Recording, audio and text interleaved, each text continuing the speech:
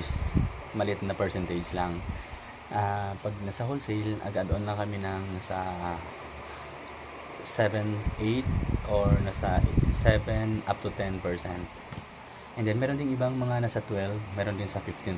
So depende yan guys, iba-iba kasi. So meron tayong mga items na pag ganito yung price sa kalaban, so hindi natin pwedeng taasan yung price natin. And then meron naman yung mga price ng kalaban na medyo mataas, kaya natin sabayan at babaan natin ng konti sa atin. So ganon, pag nasa retail naman, yung patong namin dito guys na minsan 15 up to 20%. So ganon yon guys.